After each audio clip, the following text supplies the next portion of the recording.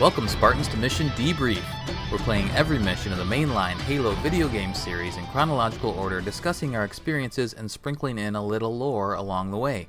If you'd like to play along and have your thoughts spread on the show, email us at podcastevolved@gmail.com or drop us a tweet at podcastevolved on Twitter. We'll be playing the Arbiter mission on the next episode. This episode, we're debriefing Metropolis from Halo 2. I'm your host, Colin Perkins, alongside David Arnold. Hello, everybody. And Krista Brown. Oh, Johnson, you shouldn't have. You nailed that. That was good. Thank you. Acting. The last mission, Miranda Keyes, Sergeant Johnson, and Master Chief took the fight to the streets of New Mombasa after their Pelicans were downed by a scarab. We proceed through Sniper Alley before catching a ride on a warthog or a ghost, and weave around the beach and through the city tunnels in an effort to position themselves to board the Prophet of Regret's ship. This mission, after a motivational speech by Johnson, Chief and a pair of Marines hop a Scorpion to cross the New Mombasa Bridge. Many explosions later, John 117 manages to board the Scarab that's been terrorizing the city and take it down. Regrouping on the In Amber clad, Keyes, Johnson, and Chief chase after Regret as the ship initiates a slip space jump above the city. They barely make it through the rupture, but New Mombasa is leveled in its wake. The date of the game is October 20th, 2552. How about that motivational speech by Johnson? Come on. Yeah. That's great. I love it. Oh, I know what the ladies like. I feel like that's an kind awesome of random. I mean, I guess Cortana says something. What did she say? Like, you shouldn't have? Oh, you shouldn't have. He never gets me anything. Oh, yeah, he never gets me anything. That's what it is. Thanks for the tank. He never gets me anything. Yep. Never gets me anything. Right. Probably one of the most iconic lines in Halo, I think, say at this point. I love it. And I love how they continue the tradition from the first game that Johnson's speech is determined on the difficulty of game you play. You get different ones. And Oh, do you? That's right. Yeah. If you play normal, heroic, legendary, you get a different one. I don't know if there's one for easy, but or is it just saying? You'll be fine. It's gonna be easy. Yeah. But the one that I love the most, I think it's the heroics one, where he says, "Back in my day, all we had was a stick and a rock, and we had to share the rock." I love that. Oh man, I'm missing out on these good ones because I'm playing normal. Well, I can't. Yeah, I didn't like the normal.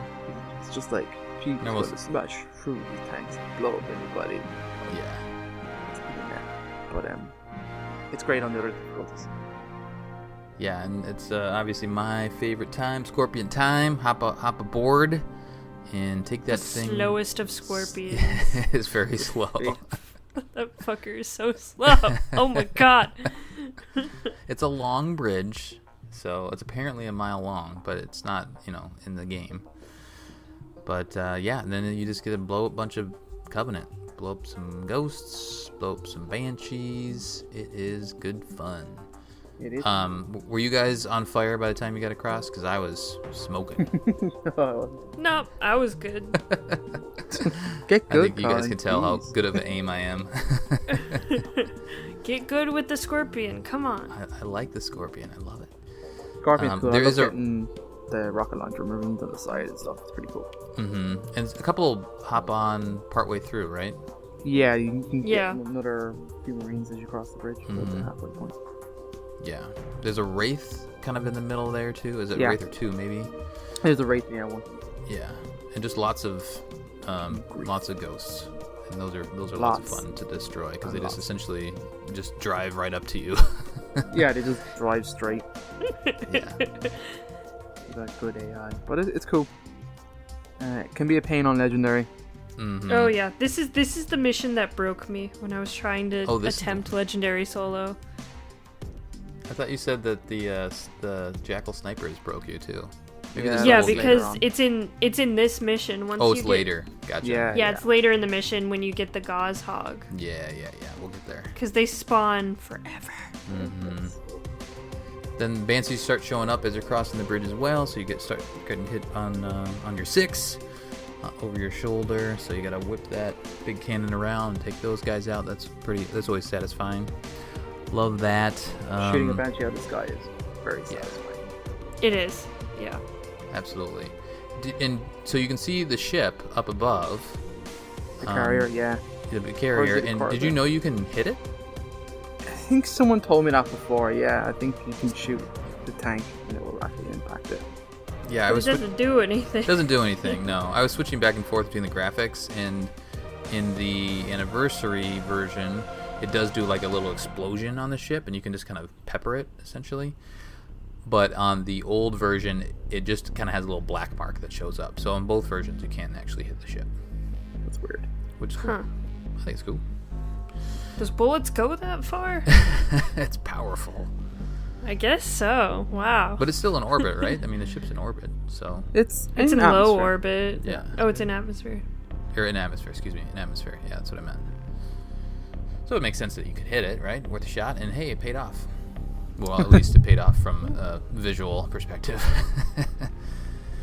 So at the end of the bridge, more ghosts, more banshees, couple wraiths. As you said, that part, by the time you get there, especially on Legendary, you're usually a flame in the Scorpion, and it gets a little bit difficult. Usually, if you're me, you're a flame.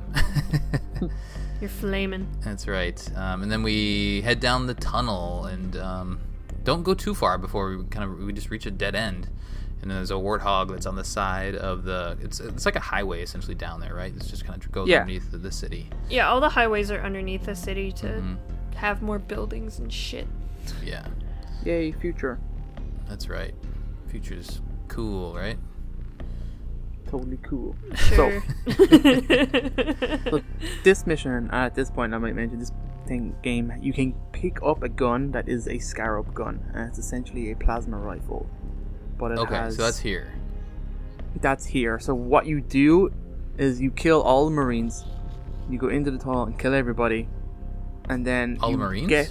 You have to kill them. You have to kill the Marines because you have to get a Banshee to follow you into the tunnel, shoot off its wings without destroying it, and get it to follow you the whole way into the tunnel. And then as you transition from one area to the open area, you have to hijack the Banshee at an exact point, like when the map starts to load, you have to hijack it, and then you can then pull it through the invisible wall into the next map. And when you do that, then you're in the Banshee, you fly up really, really high, and you go to like a bridge off in the distance, and on like a cone, it's just sitting there, like a plasma rifle. It's like floating. The Scarab beam, it's crazy. It's really if you don't want to do all of that, you can always just put the skull on as well. Yeah, but the gun, Krista. And then you can shoot a Scarab beam. It obviously breaks the game. Yeah. And that is not new to Master Chief Collection. That was in the original game. Which I didn't know. Yep. Very long time. Is there an achievement too for that? Yep. There is an achievement for getting it in Master Chief Collection. So that means they meant for you to do that. Yep. That's crazy. Well, it's become kind of a cult classic of Easter eggs. Yeah. It's pretty amazing. Yeah. That's nuts. Yeah, I would love to do that. I should probably just look at least up a YouTube to see how crazy it is. You need a YouTube to do it. Don't look up a written walkthrough. It's really helpful with the visuals. And usually I like written walkthroughs. It took me a long time to do it. It was very annoying, but fun.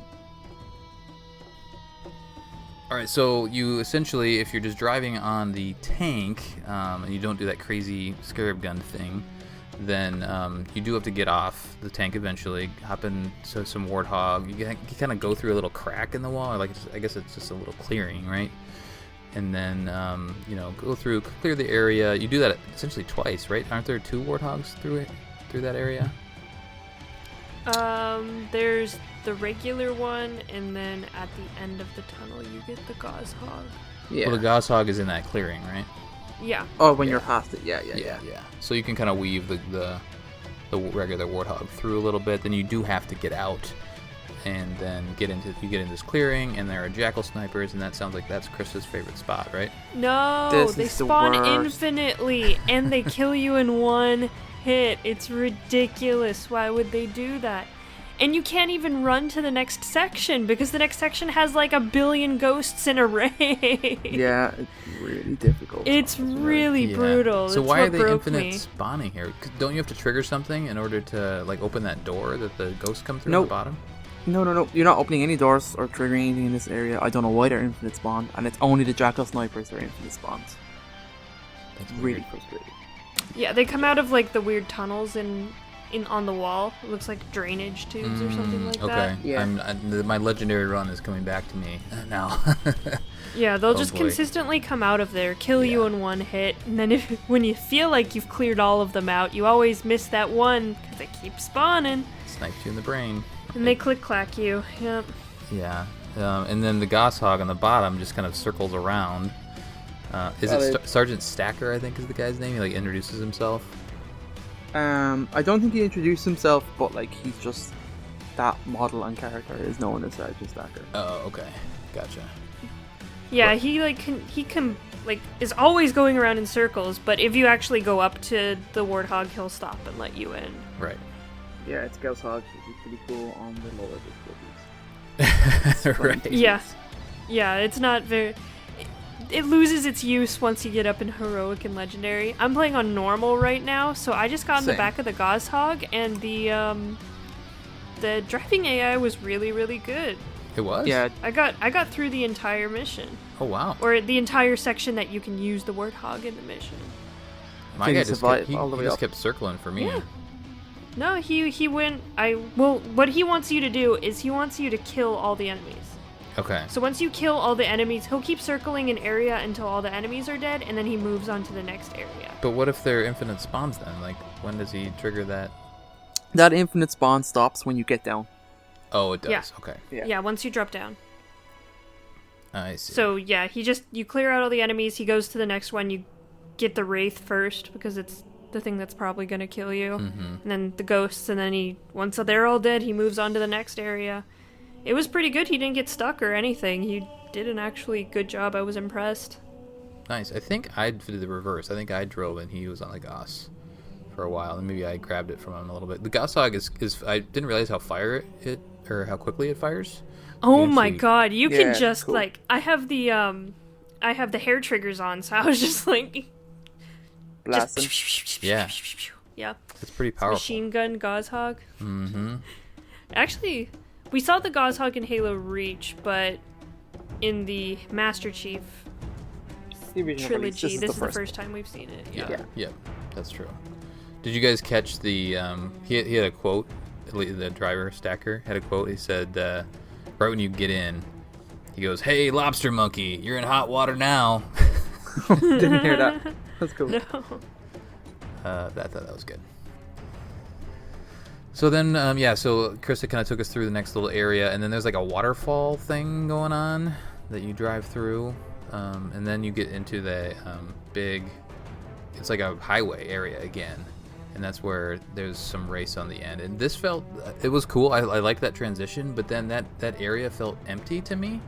Yeah, same with me. It is. like they have the couple ghosts, and like there's a phantom that kind of drives around a little bit towards the end, but other than that, it's just there's nothing there. Right. There's nothing to do, and it just kind of is like get to the next building because this is actually a set. Yeah, it felt maybe they were trying to build some scale and make you feel like you're in this big city, but it was a missed opportunity in my mind because they could have made it a lot harder to get down to the end with the race. Just adding, some fodder to some more Covenant, maybe some dropships, something. But I guess you do meet up with another Warthog and some other Marines at that point too. So I don't know. It's good once you're getting into the race fights, but it is a little bare in that part. It's actually used really well in like a kind of cut scene, like in-game cut scene kind of thing later. Right. Once you get up top the building. Mm-hmm.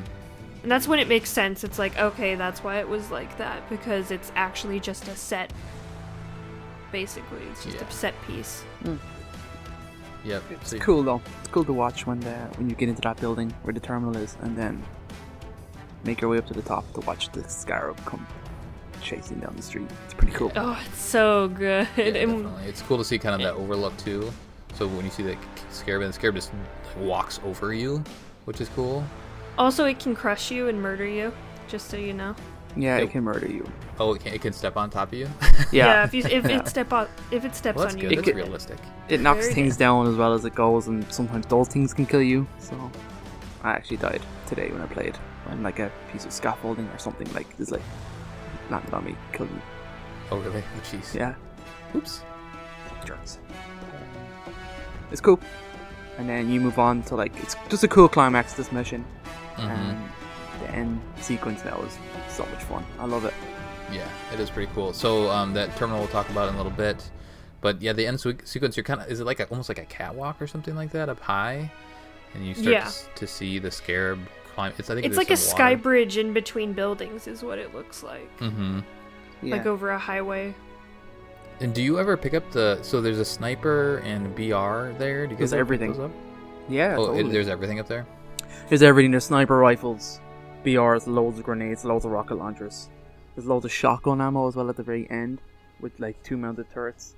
So like, I very rarely let the scarab get to the end, but I always drop down and try and attack it head on, either the first or the second bridge. Yeah. I just love doing it. I just love shooting grenades over, shoot rockets at them. It's kind of difficult because it has an unusual gait as it kind of moves from side to side. So like the rockets are obviously slow, so you have to time your shots and all that kind of stuff. So it's pretty cool. I love the scarab takedown. And you can take it down from so many different angles too. Yeah. I mean, like I go straight into it. I just drop right That's down what I did into too. the scarab. Yeah. And kill the pilots, and there's like an ultra in there with a sword. It rinsed me out of it several times today. There's a bunch of guys that pile out of there though. There's loads of spawns. Yeah. Loads of spawns. But if you get in there quick, you can stop some of them from spawning in. Oh, I guess that makes sense. Yeah, and you can just go straight. Yeah. I guess in my mind I was like, oh well, they're gonna stop coming out eventually, but no, I guess they're spawning down there. Yeah. That makes sense. But yeah, then you get the cool cutscene. I mean, this whole cutscene, there's a lot that goes on here. You take down the scarab, and you're a badass because you're Master Chief. And it just blows up for no reason. Right. I thought that was fun. Yeah. I mean, in later games, there's actually like a thing you get to destroy, but in this one, it's just like, oh no, all of the personnel are dead. I guess I'm gonna explode. Yeah. Yeah, that's good. And then now you're gonna get back to the Amber Clad. It's a great cutscene. I love it. And Oh, this one's one of the best. And it's just so cool how they tie in. We won't go that too far, but how ODST starts here and like this big event, kind of what it impacts and stuff like that. It's just so cool. Yeah. And the carrier just goes into space in atmosphere and it just wrecks shop. Yeah. Yeah, Which is a huge no-no. Yeah, huge no-no. And are we gonna learn? Forgive me, it's been a while since I played Halo 2. Do we learn why he does slip space eventually? We do, why don't he we? does slip space in atmosphere? I think we learned that in ODST. He's fleeing. Yeah. He is fleeing. I think Regret is fleeing. He obviously goes to a Halo. He's just like, I'm getting out of here. We'll talk about that when we get there. So long. Wherever he goes to, but I think there's a specific reason, but we'll get there. So he does the slip space jump, and we catch up with him in Amber Clad and make it through that little hole there. So if you want to do something cool, watch that cutscene or play that mission. Watch that cutscene and then immediately fire up Halo 3 ODST, and it is awesome. It's a cool experience. It is great. There's a direct link from the beginning of Halo ODST to this great cutscene. So, have we talked about how slip space works just yet? I think we did at one point, didn't we? Maybe. I don't know. It's like wormhole stuff. Mm-hmm. Yeah. I think how it's been explained a couple times is like, think of two ends of a piece of paper and how far apart they are, and then crumble that piece of paper together and they're so close. Mm-hmm. So it's like you're kind of like just condensing you're condensing space and going super fast and kind of taking almost a shortcut. It's interesting. It's and like the Covenant are better and more accurate than the UNSC, so they can kind of pinpoint their destinations more so than we can. technology is advanced because they're using Forerunner technology. Yeah, it's cool. It explains, it helps, that type of technology in science fiction helps explain so much, because when you think about how big the universe actually is, traveling that far makes zero sense. Like, to actually go. Yeah. So like, yeah. Yeah. And light speed isn't actually, like, super attainable, so it makes more sense to have something like slip space. Right. Yeah, I like that it takes time as well, even in slip space. It's not like instantaneous travel. Mm-hmm. No, you have to travel. Like, we talked about, how slip space in well, it's actually this slip space thing. It looks like it's instantaneous in the game when they get out on the other side, but it actually takes like a week or two or something like that. Mm-hmm. I think they're in slip space for a while. We should see that with the date of the next mission. So we'll talk about that when we get to it, of course. But another thing is, of course, tearing a hole in the universe takes a considerable amount of energy. Right. Mm-hmm. And that is what it's one of the reasons why you never go into slip space actually on a planet, because it just decimates everything, because when energy is created, energy must be released. So once you go through the slip space hole, all of the energy that was used to create it gets released in a massive, huge explosion if it's in atmosphere. Mm-hmm. Yep. That's cool. Yeah, I didn't get that the first time I played it. I just like, well, did they let off a bomb? Like, why did they explode? But yeah, when you think about kind of, if you know that sort of stuff, if you're a smart sciencey person, it's like, oh yeah, okay, that's the type of thing that's gonna happen. But they don't specifically explain that. But whatever. They don't explain slip space at all, though, in the actual games. You kind of have to delve into other things. They just kind of assume that you know what like a wormhole is. Or for the most part, you don't really need to know in the games. It just kind of, because you don't go through things that often. It's nice that even though they don't like explain it in the games, they still make it accurate. Yeah, I like that too. Like, slip space is like, the way they do slip space in Halo is scientifically plausible. Of course, we don't know how to do it at all. So, I mean, but it's still something that could possibly happen. Yeah. Someday. That's right. We'll go see all the Halo rings. We'll do the Halo tour of the universe. We'll get there in our lifetime. We'll do it. Yeah, probably not. Might as well put your brain into an AI. Live forever. Then we don't have to worry about the flood. It's great. Yay. That's a good point. Win-win. Loads of advantages. All right, so before this was a quick one. Apparently, it's like, wow, we just breezed through this mission. Yeah, it's pretty good. It's a fun mission. We do want to talk about Terminal, and I did do a community post. David, if you want to try to find that on Facebook. That's a good idea. Do we have any kind of favorites from this mission? Any overall thoughts? I obviously like Tank. And that's a lot of fun. It's just a good vehicle mission. Are you guys playing co-op anymore? Or are you guys playing solo right now? We're playing solo right now, but we wanna, when we get time, we'll probably play the game co-op. Maybe stream it or something. Yay! Because this would have been a fun co-op mission, right? It's a super fun. I love all the mission. missions like this, where all the vehicles all are just so much fun. And when you're co-op Scorpion, does one person do the turret? No, someone grabs a ghost or something. Yeah.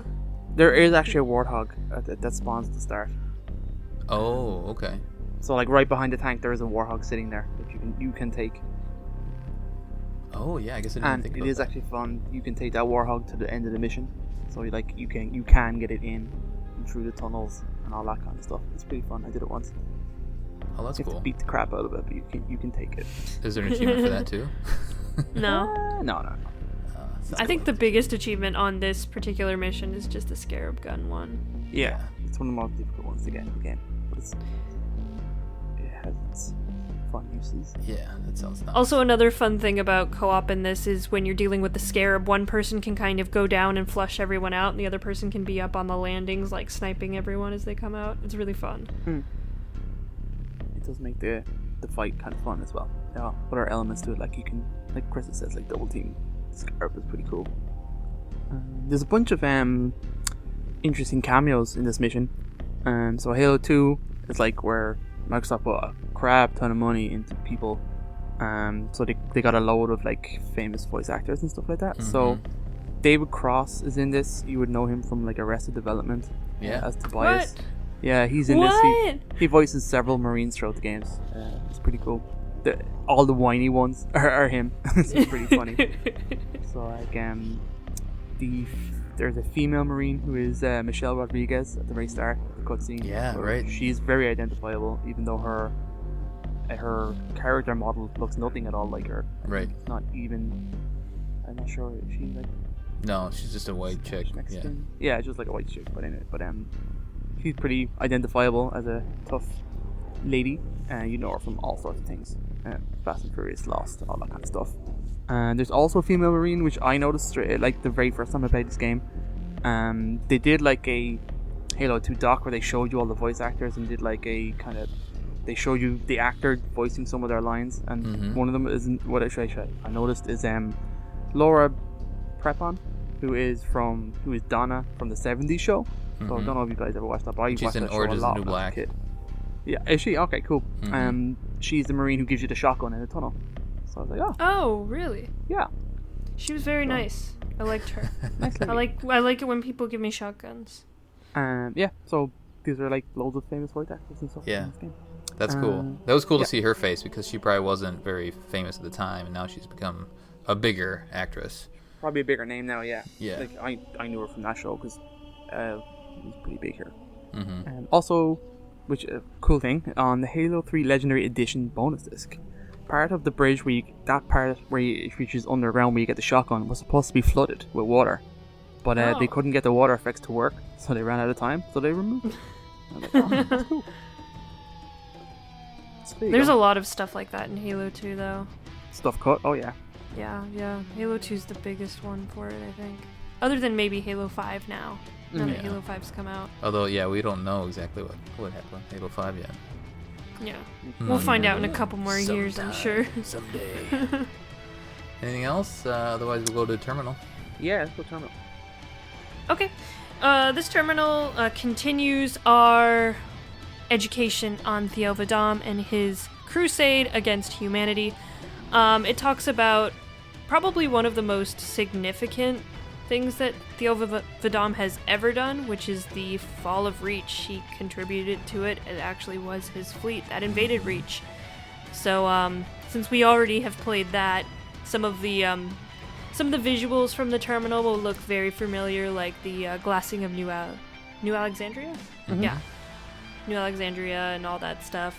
It just talks about all the other planets that he's gone on crusades against. He's killed billions with a B of humans. Yeah, with a big B. Billions of humans, bunch of different worlds. They list a bunch of them. And then they talk about why Theovadam was such a good leader and why he was such a big threat was because he was an adaptable warrior, unlike some of the Sangheili, which are very much stuck in their own ways. They do something a certain way with the honor that it brings, and then, they become predictable. Theovadam kind of changed up the game by being more unpredictable and just more adaptable to different situations, and he just has a very good mind for combat, I think is what it is. Combat and strategy. So, that's why Theovadam was such a huge threat to humanity, because he was unpredictable compared to all of the Covenant leaders that they are used to fighting. They never knew what he was going to do. And at the end of this, Locke even says, just kill him. Murder him. Right. He is the biggest threat to humanity, which little does he know. But, are these terminals supposed to be in the moment, or are they supposed to be retrospective? I think they're retrospective. This one was in the moment. No, they're in the moment. So at the beginning it said, and that's where I get confused too, because it says September 26, 2552. So it's after Halo. I think they know that the original Halo or Installation 04 was destroyed, but it's before this game by, a couple weeks. Oh. Okay. It's interesting because Locke wasn't a Spartan at that time. Right. He was just an Oni operative. But I like the idea that maybe he was an assassin. And that they were either, this was maybe him prepping the mission to go and kill Vadam, maybe. Or maybe he was assigning another group to assassinate him too. That too. Because being Oni, you tell a lot of people what to do. But it's interesting. It's still very weird that Locke is just kind of thrown into these terminals, and then you have to kind of figure out how it actually fits into his character. But Yeah, still kind of. They were trying to make Locke a likable character. Yeah, they tried real hard. They tried real hard. They were trying, and they had good intentions, but just didn't quite pull it off. The interesting thing about Thel is we've talked about, I think, in the regular podcast, is that their I guess their rise to power, like he rose to power because he was a good soldier, he was smart, he was skilled, he was a good fighter. He wasn't handed anything because that's not part of Sangheili culture. So he essentially rose through the ranks because he was awesome. He wasn't, given anything along the way, which I think is interesting. And then he also, accomplished all the things that he accomplished during the war, which is pretty nuts. And then to think that we're friends with him now. Yeah. The billions of people and 7 human planets that they told. That's right. That Spoilers. It's pretty crazy. Yeah, just a little bit of spoilers. Well, it's in the terminal when they say 7. Well, at the very beginning, I guess, of the game, like there's Locke. He's talking to Locke. Arbiter, yeah. Right? Yeah. They're chatting. So away. I mean, we'll talk about more about. I mean, there's a lot to talk about with the Arbiter in these next couple days and how important this character is. And I feel like when Halo 2 first came out, people are like, "What the hell? We'll definitely talk about that. Why are we so focused on Covenant?" Yeah, right. That's gonna be a point. Yeah, there's a lot of Covenant stuff up to this point, and there's more in the next episode. Why don't we do the community stuff and then we get out of here? Yeah, alright. On Facebook, Colin, as you all know so well, has posted, "It's almost time to cross the new Mimosa Bridge in Halo 2. What's the best part of Metropolis mission?" There's so many good parts. I have to say that the skybox is amazing. Yeah, it is. City with the carrier. Oh my gosh. Stuff. I mean, Halo's always been good for that, but man, I love it so much. It's just so cool.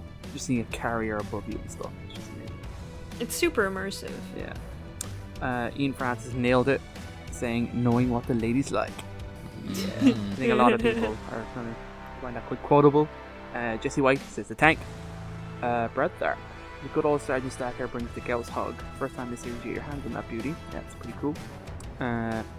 Spencer Gibbons is mowing down any enemy infantry and vehicles using Scarab Gun. Scarab Gun is, like I said, crazy ass OP. Honestly, the whole thing is tops by Brian Beckett. So yes it is. It's an amazing mission. I love it. Jose says trying to get the Scarab Gun. He's trying to get it. Christos says blowing stuff up as efficiently as possible. Banshees at the end of the bridge on Legendary are a pain. Yes, they are. These Banshees keep spawning in, there's a lot of them. Jeremy says the hotel part with the lights flickering off seemed really cool at the time, and I wish they had done a little more with it. Interesting. Jared says having Sergeant Johnson drive you around in the Gauss log, but it's not him. I'm sorry, buddy. No, it's back Sergeant Johnson, so that's what everyone, a whole bunch of people can trying to correct him on that. But it's pretty cool. Very nice, loving. We're a loving community. Yeah. But that's pretty much it. Yeah, it's good. That's pretty much it. Play good, this mission. Good feedback. Play it again. Go back and play it again. Yes. This mission. Time. This mission just ties in so nicely with Outskirts, so I love playing the two of them together. Yeah, back to back. And like I said, go play ODST. Start ODST right after this mission. It's pretty cool. I know neither of you did it. No, of course but it's not. Cool. No. It's worth one it. game at a time. Yeah, I can only deal Focus. with one at a time, Colin. It's Focus. too much. All right, that Too will many do it. different mechanics confuse me. Well, you just need a trigger. That's all you need. Trigger and grenade. You're good. All right, that'll do it for our debriefing of the Metropolis mission from Halo 2. On the next episode, we'll be covering the Arbiter. Send us your thoughts at podcastevolved@gmail.com or drop us a tweet at podcastevolved. Until next time, evolved. Evolved. Bye. Lovely. That's a nice short one. Yeah, that was a quick one.